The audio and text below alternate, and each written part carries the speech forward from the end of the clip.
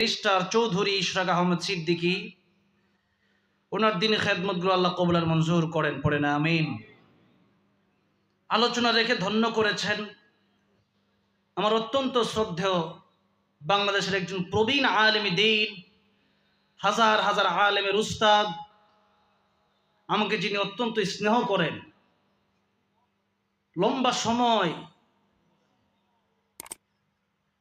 যার সাথে আমার গভীর সম্পর্ক, বিবাড়িয়া জেলার কৃতি সন্তান শেখ মাওলানা আজিজুল ইসলাম জালালি দামাত বারাকাতুহুম, আল্লাহ রাব্বুল আলামিন ওনার ছায়া আমাদের জন্য আরো দারাজ করেন, পড়েন আমিন।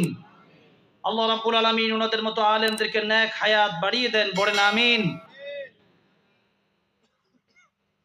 কথা বলেছেন আমাদের গাজীপুরে যিনি দীর্ঘদিন যাবৎ,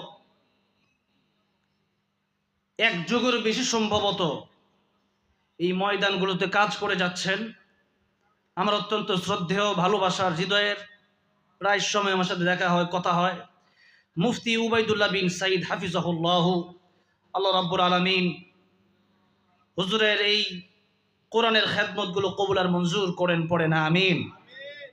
আমি আসার পরে আরো অনেক উলামায়ে কেরামদের সাথে আমার সাক্ষাৎ হয়েছে, দেখা হয়েছে, ঘর ভর্তি উলামায়ে কেরাম। এই মাহফিল উপস্থিত হয়েছেন শহীদুল্লাহ বাহার যুক্তিবাদী দামাত বারাকাতুহুম, উনি আমাদের জন্মের আগের বক্তা, আলোচক।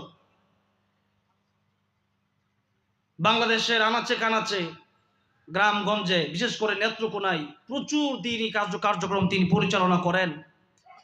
হুজুর গাজীপুরের বাইপাস মাদ্রাসা করেছেন, আল্লাহ রাব্বুল আলামিন হুজুরের মাদ্রাসাকে কবুল করেন। হুজুরে এসেছেন, এরপরে আরো বক্তা আসছেন, নূর জানে আলম সিদ্দিকী সাহেব আসছেন, এরকম আরো অনেক আলোচক আসছে। মানে আলোচকরা যদি শুধু এখানে বসতো তাহলে মাহফিলের অর্ধেক বেড়ে যেত, সুবহানাল্লাহ। এত আলেম এই মাহফিল উপস্থিত হয়েছে, তাহলে মাহফিলের কমিটি যারা, বুঝাই যায় আলেমদের সাথে তাদের সম্পর্কটা বেশি। একটু জোরে কোন। আমার মাদ্রাসায় গিয়েছিল, মানে ভাইয়ের সাথে আমার একবার দেখা হয়েছে, কিন্তু কথা তো অনেকবার হয়েছে, মাজার ভাই, তারপর আর অনেকেই গেছিল আমার মাদ্রাসায় বুট বাজারে। তো সেদিন থেকে অনেক লম্বা সময় কথা বলছি। এখানে আসার পরে দেখলাম যে এত আলেম, তো সবাই খালি দেখলাম মানে আলেমরা ওনাকে খাওয়াইয়া পর্যন্ত দিতেছে, কোন আলিমান ও মুতাআল্লিমান ও মুস্তামিআন ও মুহিব্বান। সর্বশেষ যদি কেউ আলেম না হইতে পারে, আলেমের ছাত্র না হইতে পারে, আলেমের কথা এরকম শুনতে না পারে, তাইলে যেন আলেমকে কমপক্ষে অন্তরটা দিয়ে মহব্বত করে। নবীজি বলেন জান্নাতে যাওয়ার সর্বশেষ সিস্টেম এটাই, আলেমকে মহব্বত করো। কিয়ামতের ময়দানে নবীজি বলেছেন এক গ্লাস পানি আলেমরে পান করাইছে এমন লোককেও আল্লাহ রাব্বুল আলামিন দেখে দেখে জান্নাতের মেহমান বানায় দিবেন। আলেমদের সাথে সম্পর্ক রাখার দরকার আছে না নাই? আলহামদুলিল্লাহ, এত আলেম। আমার স্টেজে ওঠার কথা ছিল মূলত 9টার পরেই। তো আমি তো কাছের মানুষ, আমি সাধারণত একটা মাহফিল করার চেষ্টা করি বেশি, যাতে কইরা ওই দৌড়াদৌড়ি বেশি না করা লাগে।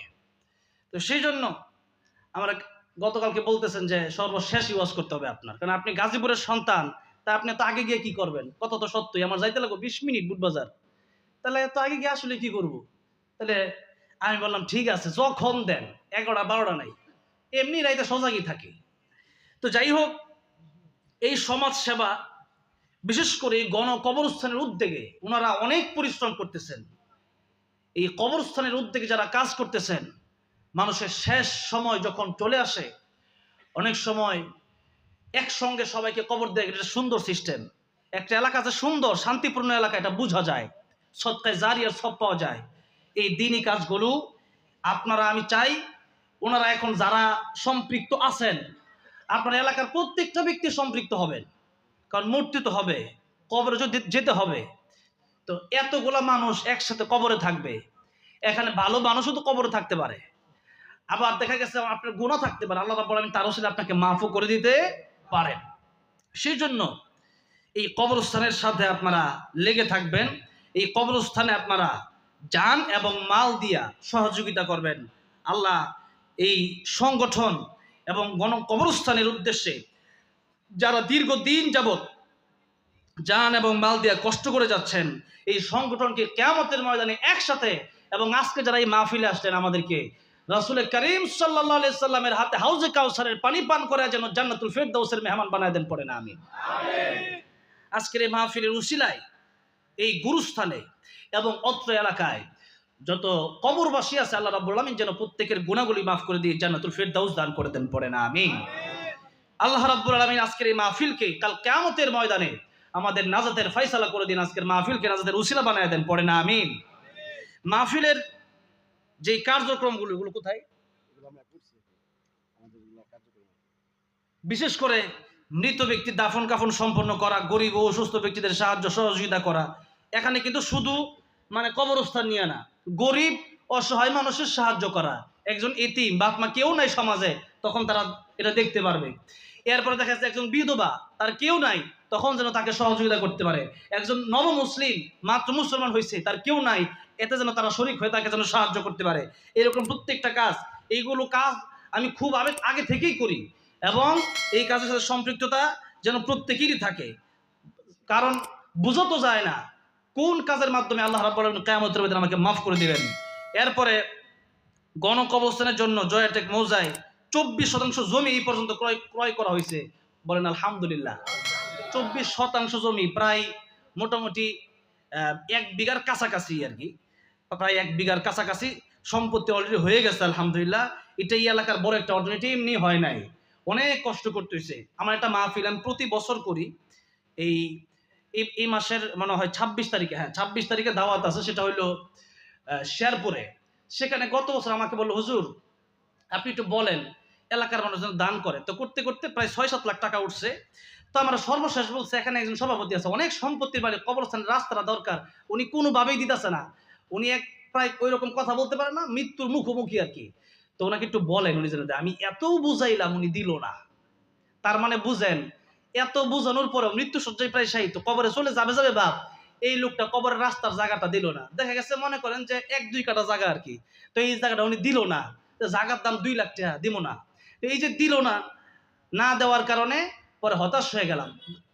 এই বছর তারা আসছে, আবার দাওয়াত দিছে, কিন্তু কথাটা হইলো 1 কাঠা জায়গা আমি এতবার চাইলাম, তারপরেও দেয় নাই। তাহলে যেই যুবকরা প্রায় 1 বিঘার কাছাকাছি সম্পত্তি কবরস্থানের জন্য তৈরি করলো, এদের কাজটা কি সাধারণভাবে বেশি ভালো হয়েছে না কম ভালো হয়েছে? বেশি ভালো হয়েছে। এমন লোক যেই সমাজে থাকবে, এই সমাজটার উন্নয়ন হইতে বেশি দিন সময় লাগবে না। সর্বোপরি এই সংগঠনের জন্য আমি দোয়া করি, আল্লাহ রাব্বুল আলামিন যেন এই সংগঠনকে বাংলাদেশের শ্রেষ্ঠ সংগঠন হিসেবে কবুল আর মঞ্জুর করেন, বলেন আমিন। আপনারা এই সংগঠনের সাথে সম্পৃক্ত থাকবেন তো ইনশাআল্লাহ? ইনশাআল্লাহ, আল্লাহ কবুল করেন।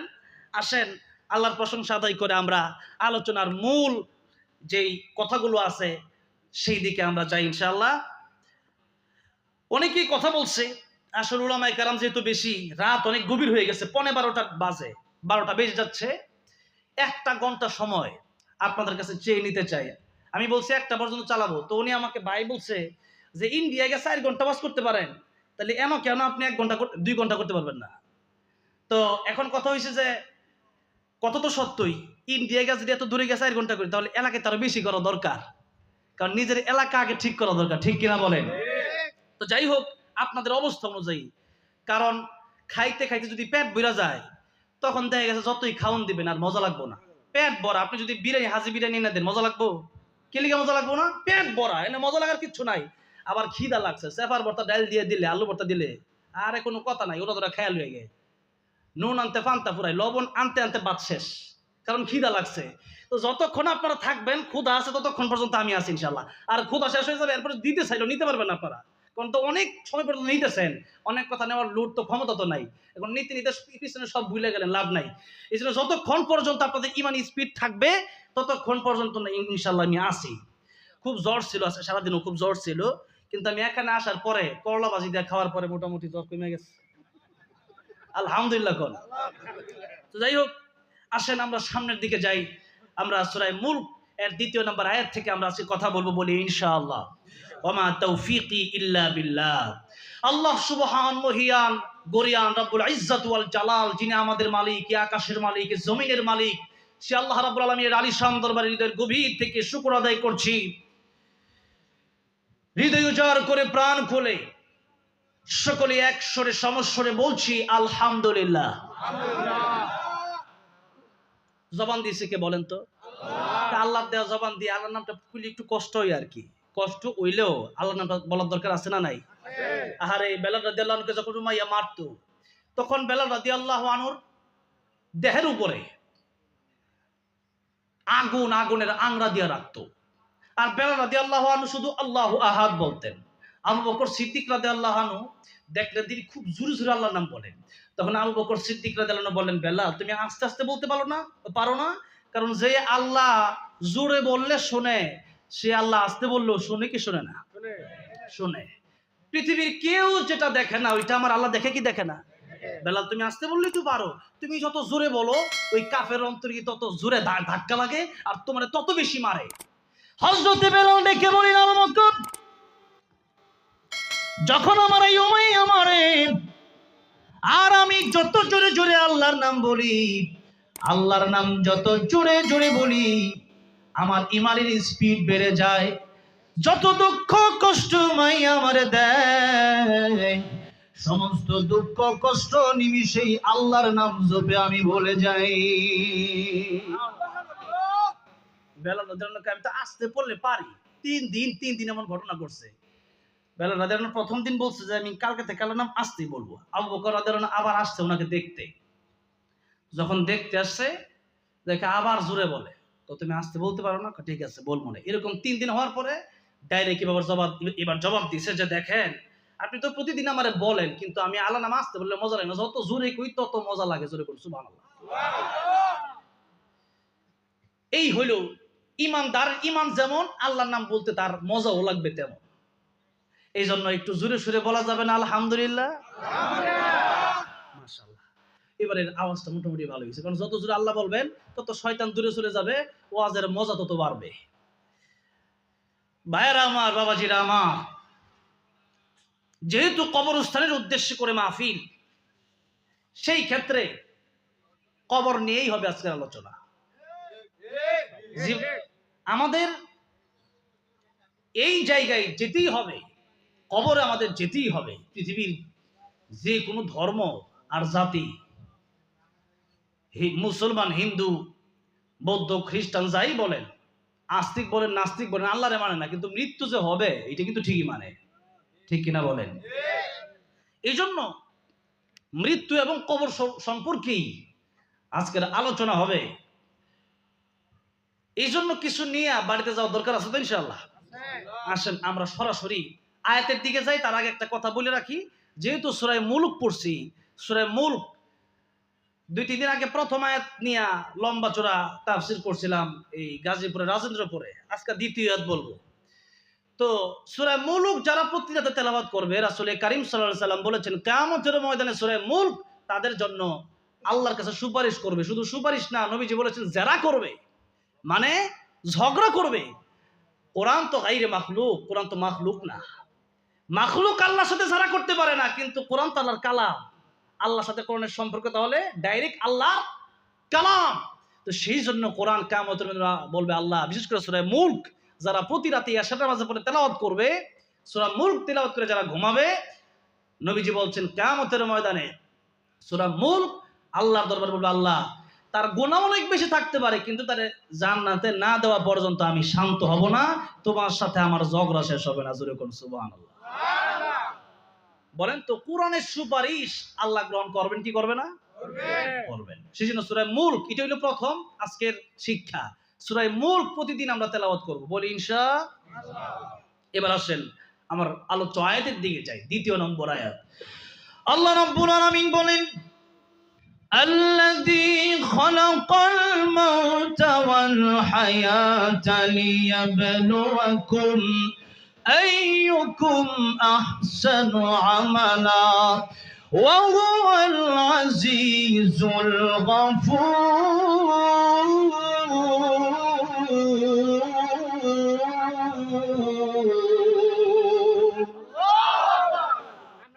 আল্লাহ বলেন যিনি মৌত সৃষ্টি করছেন, যে আল্লাহ মরণ সৃষ্টি করছেন, আল্লাযী খালাকাল মাউতা ওয়াল হায়াতা, যে আল্লাহ হায়াত সৃষ্টি করছেন।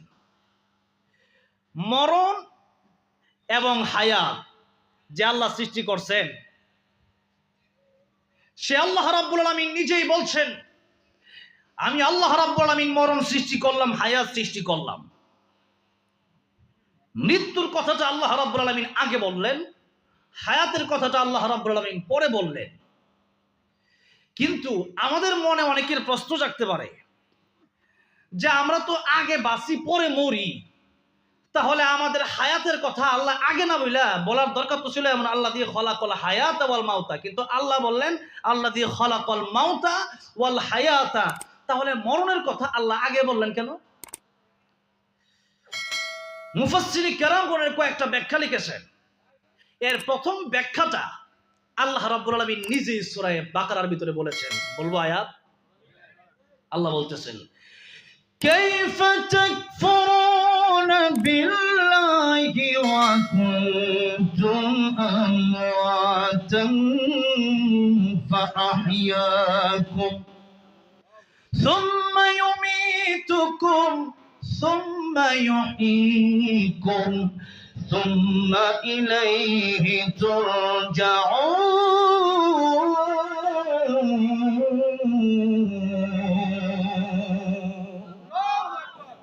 আল্লাহ রাব্বুল আলামিন বলেন, কাইফা তাকফুরুনা বিল্লাহ,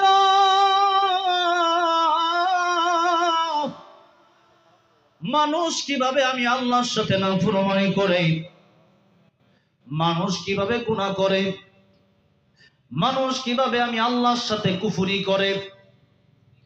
ওয়া কুনতুম আমওয়াতা, এই মানুষ তো আগে মৃত ছিল, এরপরে এই মানুষকে আমি আল্লাহ জীবন দিলাম। ফাআহইয়াকুম, আল্লাহ কোরআন শরীফের আয়াতে কি বলছেন লক্ষ্য করেন। আল্লাহ বলতেছেন কাইফা, কিভাবে, তাকফুরুনা বিল্লাহ, মানুষ কিভাবে আল্লাহর সাথে নাফরমানি করে। ও কুনতুম আমওয়াতা, এই মানুষ তো মৃত ছিল। আল্লাযী খালাকাল মাউতা ওয়াল হায়াতা, মনে আছে ওই আয়াত, সূরা মুলকের আয়াত, সূরা মুলকের আয়াতের সাথে সূরা বাকারার আয়াতকে মিলামু, একটু বোঝার চেষ্টা করেন। আল্লাহ রাব্বুল আলামিন বলেন, আল্লাযী খালাকাল মাউতা ওয়াল হায়াতা, আবার আল্লাহ রাব্বুল আলামিন বলেন কুনতুম আমওয়াতান ফাআহইয়াকুম। তাইলে সূরা মুলকের প্রথমে আল্লাহ মরণের কথা বললেন, পরে হায়াতের কথা। সূরা বাকারায় আসলাম, সেখানে এখন দেখি আগে আল্লাহ মরণের কথা বলেছেন, এরপরে হায়াত। এখন আল্লাহ ওই আয়াত, যে অনেকের প্রশ্ন হইতে পারে যে মরণের কথা আল্লাহ আগে কেন বলেন, এবার আল্লাহ বুঝাই দিচ্ছেন, বান্দারে তুমি তো আগে মরাইছিলা। আগে আমরা কি ছিলাম? মরাইছিলাম। কেমনে? মায়ের পেটে যখন ছিলাম, এখনো দেহ তৈরি হয় নাই, জমাট রক্ত, এরপরে গুস্ত হাড্ডি, এরপরে মানুষের আকৃতিতে আল্লাহ যখন বানালেন, এখনো রুহু আসে নাই। এই মুহূর্তে যদি আল্লাহ রুহু না দেয়, তাহলে অনেক মৃত বাচ্চাও এই পৃথিবীতে ভূমিষ্ঠ হয় কি হয় না? মৃত বাচ্চা ভূমিষ্ঠ হয়েছে কেন? ওই যে আল্লাহ রুহু দেয় নাই। কি দেয় নাই? রুহুটা কি জিনিস? এটাও আল্লাহ নবীকে প্রশ্ন করা হয়েছিল, আল্লাহ জবাব দেয়। প্রশ্ন করা হয়েছে আমাদের নবীকে, ওয়াসআলুনাকা আনির রূহ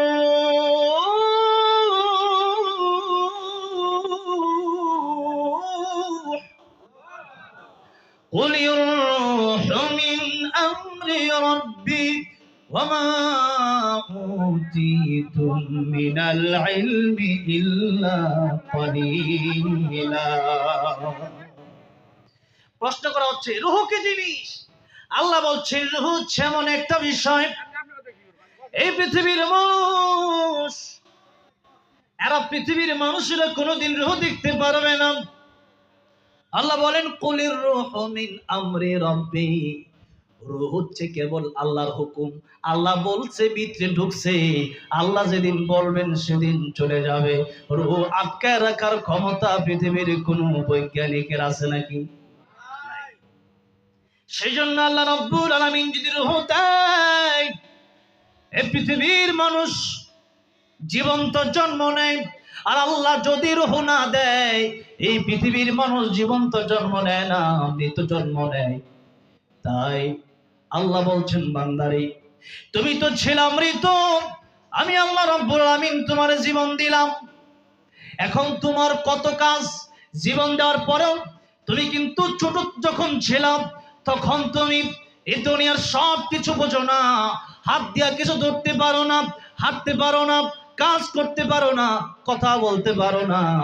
তুমি কান্দো আর মায়ের মনে মায়া আমি আল্লাহ দিয়ে দিলাম। তাই তোমার কান্নার আওয়াজে মা বুঝতে পারে তোমার ক্ষুধা লেগেছে। তোমার ক্ষুধা লেগেছে বুঝতে পারার কারণে তোমার মার বুকে দুধ যে প্রয়োজন হবে, ওই দুধ বেশি গরমও না বেশি ঠান্ডাও না। ডাক্তাররা বলেছেন পৃথিবীর এই ছোট্ট ছোট্ট নবজাতকদের জন্য মায়ের দুধের চাইতে উপকারী কোনো খাবার পৃথিবীতে নাই। সুবহানাল্লাহ।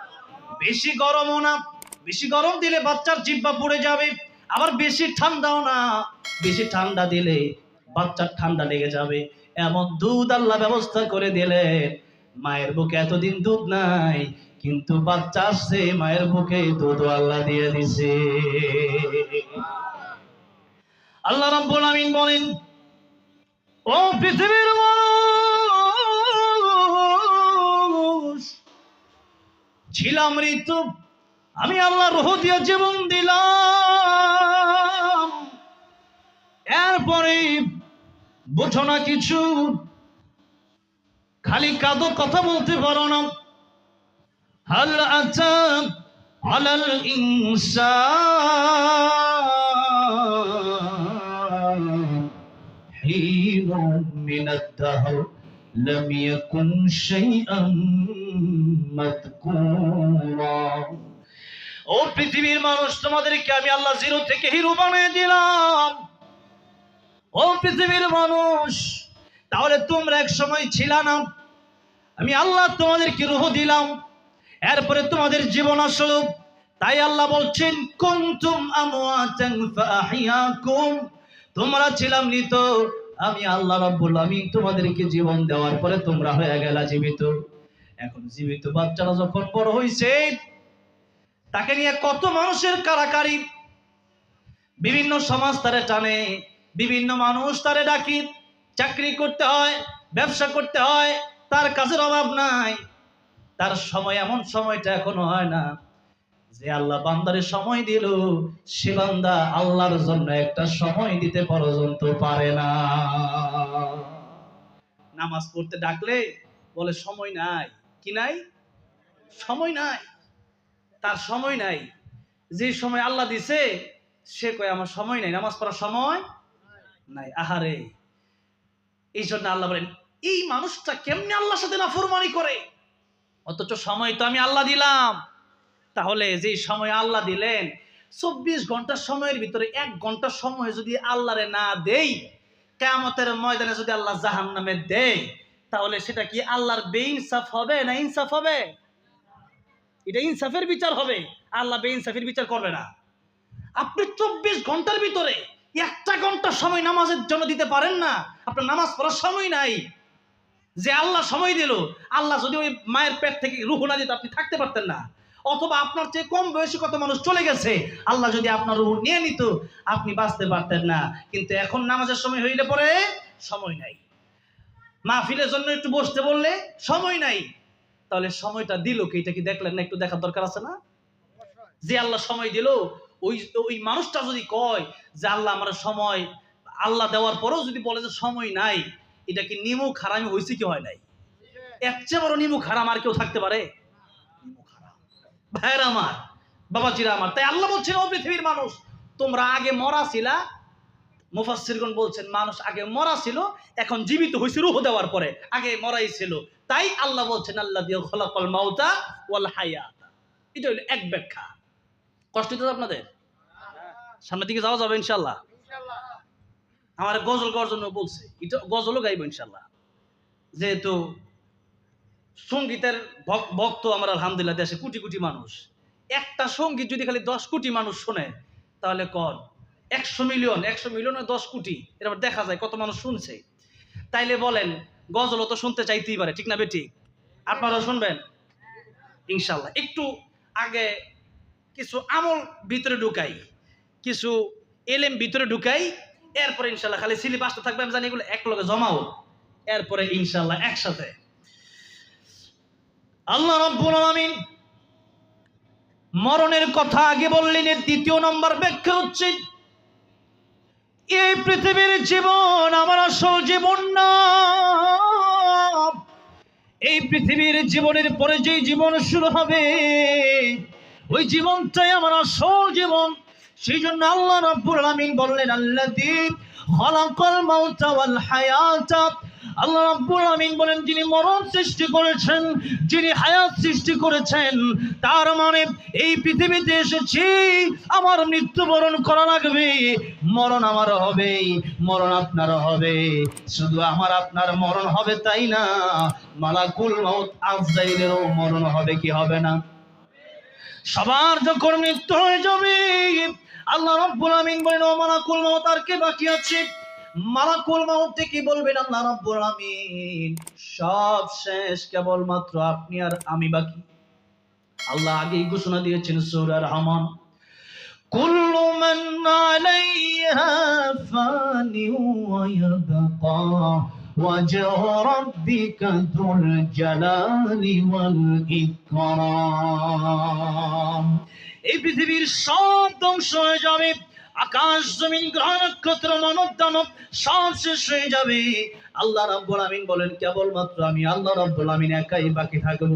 ও মালাকুল মাউত, তোর বেঁচে থাকার কোনো অধিকার নাই। মুত ইয়া মালাকাল মাউত, মরে যা ও মালাকুল মাউত। যেই মাত্র আল্লাহ বলবেন মালাকুল মাউত তুইও মরে যা, সাথে সাথে মালাকুল মাউত আজরাইল আলাইহিস সালাম এত জোরে একটা চিৎকার মারবেন, দুনিয়ার কোন মানুষ সেই চিৎকার শুনতো, দুনিয়ার সব মানুষগুলো সেদিন ইন্তেকাল করতো। দুনিয়ার কোন পশু পাখি যদি ওই চিৎকার শুনতো, দুনিয়ার পশু পাখিগুলোও সেদিন মারা যেত। এত জোরে একটা চিৎকার মেরে মালাকুল মাউত ইন্তেকাল করবেন, তার মরণ হয়ে যাবে। এবার বেঁচে আছে একজন, জোরে বলেন তিনি কি? কে তিনি? তখন আল্লাহ বলবেন, লিমানিল মুলকুল ইয়াউম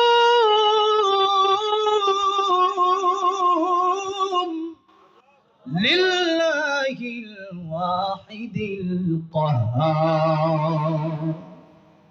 আল্লাহ যেদিন জিজ্ঞাসা করবেন আজকের রাজত্ব কার, এখন জবাব দেওয়ার মতো যেহেতু কোনো মানুষও নাই, ফেরেশতা মানে সবই মরে গেছে, সেই জন্য আল্লাহ রাব্বুল আলামিন নিজেই বলবেন, আজকে আমি আল্লাহ রাব্বুল আলামিন ছাড়া, আর আমি আল্লাহ আজকে খুব শক্ত, খুব কঠিন। সেদিন আল্লাহ রাব্বুল আলামিন কাহ্হার হয়ে যাবে, কঠিন হয়ে যাবে, কঠিন থেকে কঠিন হয়ে যাবেন। সেদিন আল্লাহ রাব্বুল আলামিন ছাড়া আর কেউ রাজত্বে টিকে থাকতে পারবে না। আল্লাহ রাব্বুল আলামিন নাম ধরে ধরে ডাক দিবেন, ও পৃথিবীর বড় বড় পাহাড় আজকে কোথায়? পৃথিবীর বড় বড় বৃক্ষ তোমরা আজকে কোথায়? ও পৃথিবীর জালেম বাদশারা তোমরা আজকে কোথায়? সেদিন কেউ জবাব দিতে পারবে না। তার মানে আল্লাহ রাব্বুল আলামিন ছাড়া সবারই মরতে হবে, মৃত্যু থেকে কেউ রেহাই পাবে না। এমনকি মরণ যে আছে, মরণ, এই মরণেরও একদিন মৃত্যু হবে, মরণেরও একদিন কি হবে? মৃত্যু হবে। কিয়ামতের ময়দানে উলসিরাতের গোড়ায় দুম্বার আকার ধারণ করায়া এরপরে আল্লাহ রাব্বুল আলামিন অর্ডার করবেন যে তাকে জবাই করে দাও। সেদিন মৃত্যু হবে। জান্নাতীদেরকে ডেকে বলা হবে, ও জান্নাতীরা, চিরস্থায়ী হয়ে তোমরা জান্নাতে বসবাস করো, আর কোনদিন তোমাদের মরণ হবে না। জাহান্নামীদেরকেও ডেকে বলা হবে, ও জাহান্নামীরা, তোমরা জাহান্নামে থাকো, আর কোনদিন তোমাদের মরণ হবে না। সেজন্য মরণেরও মরণ হয়ে যাবে। একজন শুধু বাকি থাকবেন, তিনি আমার আল্লাহ। আল্লাহ ছাড়া কেউ বাকি থাকবে না। এই জন্য সেদিন থেকে এই যে জীবন শুরু হবে, ফারিকুম ফিল জান্নাতি ওয়া ফারিকুম ফিস সাঈর, কেউ জান্নাতে যাবে, কেউ জাহান্নামে যাবে, এটাই হবে শেষ ফয়সালা। এই পৃথিবীতে হাজার হাজার দল থাকতে পারে, হাজার হাজার সংগঠন থাকতে পারে, হাজার রকম চিন্তার মানুষ থাকতে পারে, কিন্তু কিয়ামতের ময়দানে হাজার রকম জায়গায় মানুষ যাবে না, বরং কেউ জান্নাতে যাবে, কেউ জাহান্নামে যাবে। আমরা যেতে চাই কোথায়? জান্নাতে যেতে চাই। ওই যে জান্নাতের অথবা জাহান্নামের চিরস্থায়ী জীবন শুরু হয়ে যাবে, আর কেউ মরবে না, আর কোনদিন মরণ হবে না। সেজন্য মরতে আমাকে হবে। আল্লাহ রাব্বুল আমিন সেজন্যই মরণের কথাটা আগে বলেছেন, কারণ এই জীবন জীবন নয়, আরো জীবন আছে। এই জীবন নিয়ে যাবে সে জীবনের কাছে, সেটাই হলো আখিরাতের জীবন। সেটা কোন জীবন? আখিরাতের জীবন। ভাইয়েরা, বাবাজিরা, তাহলে বলেন তো মরা লাগবে কি লাগবে না? নবীজি বলছেন এবার, যা দুনিয়া মাজরাআতুল আখিরা, দুনিয়া হচ্ছে বাজার করার জায়গা, এখানে বাজার কইরা জান্নাতে যাও। দুনিয়া হচ্ছে আখিরাতের জন্য ক্ষেত স্বরূপ। যারা কৃষি কাজ করে দেখবেন 4 মাস 5 মাস সময় লাগায় ধান খেতে ধান লাগায়, অথবা ফলের চাষ করে, এরপরে ধান বিক্রি করে অথবা ফল ফলাদি এগুলো বিক্রি করে এরপরে আরো 6 মাস বসে খায়। ঠিক তেমনি ভাবে এই দুনিয়াটা আমাদের জন্য কর্মক্ষেত, কাজের জায়গা। এই দুনিয়া বাজার করার জায়গা। আখিরাতের জন্য এখানে বাজার করতে হবে। বাজার কিভাবে করবেন? নেকামল যত করবেন বাজার তত হবে। ঈমান আর নেকামল যার থাকবে আল্লাহ তারই জান্নাতের মালিক বানাবেন। কোন সুবহানাল্লাহ। তাহলে মরণটা আসলে আমাদের আগেই।